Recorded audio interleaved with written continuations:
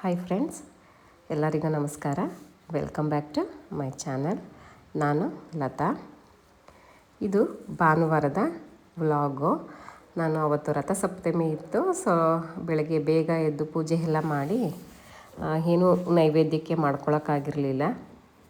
ಸಂಜೆ ಏನಾದರೂ ಮಾಡೋಣ ಅಂತ ಹೇಳಿ ಯೋಚನೆ ಮಾಡ್ತಾಯಿದ್ದೆ.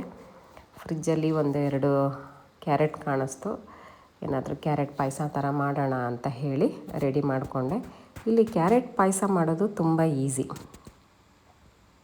ಜಾಸ್ತಿ ನಮಗೇನು ಇಂಗ್ರೀಡಿಯೆಂಟ್ಸ್ ಬೇಕಾಗಿಲ್ಲ. ಸ್ವಲ್ಪ ಕ್ಯಾರೆಟು ಹಾಲು ಇತ್ತು ಅಂದರೂ ಸಾಕು, ಸಕ್ಕರೆ ಹಾಕಿ ನಾವು ಕ್ಯಾರೆಟ್ ಪಾಯಸನ ಮಾಡ್ಕೋಬಹುದು. ನಾನಿಲ್ಲಿ ಶಾವಿಗೆನ ಹಾಕ್ಕೊಂಡು ಕ್ಯಾರೆಟ್ ಪಾಯಸನ ಮಾಡ್ಕೊಳ್ತಿದ್ದೀನಿ. ಕ್ಯಾರೆಟ್ನ ಈ ರೀತಿಯಾಗಿ ತೊಳೆದು ಅದನ್ನು ಸಿಪ್ಪೆ ತೆಗೆದು ಪೀಸಾಗಿ ಕಟ್ ಮಾಡಿಕೊಂಡು ಅದನ್ನು 2 ವಿಷಲ್ ಬರೋ ರೀತಿ ಕುಕ್ಕರಲ್ಲಿ ಬೇಯಿಸ್ಕೊಂಡು ಆಮೇಲೆ ಅದನ್ನು ತರಿಯಾಗಿ ರುಬ್ಕೊಳ್ತೇನೆ. ನುಣ್ಣಗೆ ರುಬ್ಕೊಂಬಿಟ್ರೆ ಏನಾಗ್ಬಿಡುತ್ತೆ ಅಂದರೆ ಅದು ಅಷ್ಟು ಚೆನ್ನಾಗಿ ನಿಮಗೆ ಕ್ಯಾರೆಟ್ ಪಾಯಸ ಬರಲ್ಲ. ಅದು ಬಾಯಿಗೆ ಸಿಕ್ಕಿದ್ರೇ ಅದು ಕ್ಯಾರೆಟ್ ಪಾಯಸ ಆಗುತ್ತೆ, ಇಲ್ಲ ಅಂದರೆ ಕ್ಯಾರೆಟ್ ಜ್ಯೂಸ್ ಆಗಿಬಿಡುತ್ತೆ. ಅದಕ್ಕೋಸ್ಕರ ನಾನು ಶಾವಿಗೆ ಕೂಡ ಹಾಕ್ಕೊಳ್ತಿದ್ದೀನಿ. ಈ ಪಾಯಸ ಮಾಡೋಕ್ಕೆ ನಿಮಗೆ ಕ್ಯಾರೆಟು, ಹಾಲು, ಶಾವಿಗೆ, ಸಕ್ಕರೆ, ತುಪ್ಪ ಮತ್ತು ಗೋಡಂಬಿ, ದ್ರಾಕ್ಷಿ, ನಾನಿಲ್ಲಿ ಸ್ವಲ್ಪ ಬಾದಾಮಿ ಕೂಡ ಸೇರಿಸ್ಕೊಂಡಿದ್ದೀನಿ, ಏಲಕ್ಕಿ. ಮುಖ್ಯವಾಗಿ ನಾನು ಇಲ್ಲಿ ಬಳಸಿರೋದು ನಿಮಗೆಲ್ಲರ ಹತ್ರನೂ ಹೇಳಬೇಕು ಅಂದ್ಕೊಂಡಿರೋದು ಜಾಮೂನ್ ಪುಡಿ. ಕೆಲವೊಬ್ಬರು ಸ್ವೀಟ್ಗಳಿಗೆ ಜಾಸ್ತಿ ಕೋವಾ ಬಳಸ್ತಾರೆ. ಕೋವಾ ಒಳ್ಳೆ ಟೇಸ್ಟ್ ಕೊಡುತ್ತೆ. ಆದರೆ ನನ್ನ ಹತ್ರ ಕೋವಾ ಇರಲಿಲ್ಲ.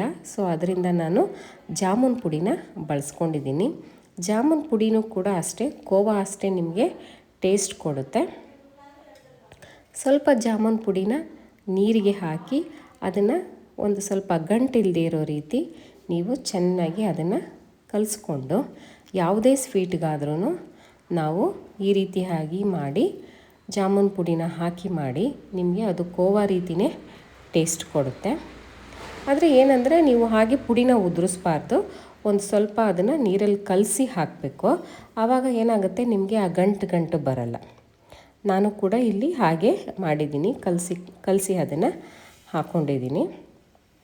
ಎಷ್ಟು ಚೆನ್ನಾಗಿ ಟೇಸ್ಟ್ ಕೊಡುತ್ತೆ ಅಂತಂದರೆ ಅದು ತುಂಬಾ ನಿಮಗೆ ಅದು ಏನಂದರೆ ನೀವು ಫಸ್ಟೇ ಅದು ಲಂಸಮ್ ಇದೆಲ್ಲ ಹೊಡೆದಿರ್ತೀರಲ್ಲ, ಅದು ನಿಮಗೆ ಗಂಟು ಬರಲ್ಲ. ನೋಡಿ, ನಿಮಗೆ ಅದು ಕ್ಯಾರೆಟ್ ಹಾಕಿದ ತಕ್ಷಣ ಅದು ಕಲರ್ ಬಿಟ್ಕೊಳ್ತಾ ಇದೆ. ಆ ಪಾಯಸ ಅನ್ನೋದು ನಿಮಗೆ ಆರೆಂಜ್ ಕಲರಲ್ಲಾಗಿ ಕಾಣಿಸ್ತಾ ಇದೆ. ನೋಡಲಿಕ್ಕಂತೂ ತುಂಬಾ ಚೆನ್ನಾಗಿದೆ. ಸ್ವೀಟ್ ಅಂತೂ ತುಂಬ ಚೆನ್ನಾಗಿ ಬಂದಿತ್ತು. ಸಕ್ಕರೆ ಮತ್ತು ಕ್ಯಾರೆಟ್ ಎರಡೂ ಇರೋದ್ರಿಂದ ನಾವು ನೋಡಿಕೊಂಡು ಸಕ್ಕರೆ ಪ್ರಮಾಣನ ಹಾಕೋಬೇಕು. ನೋಡಿ, ಈಗ ಜಾಮೂನ್ ಇದನ್ನು ಲಿಕ್ವಿಡ್ ಮಾಡಿ ಹಾಕ್ಕೊಂಡಿದ್ದೀನಿ.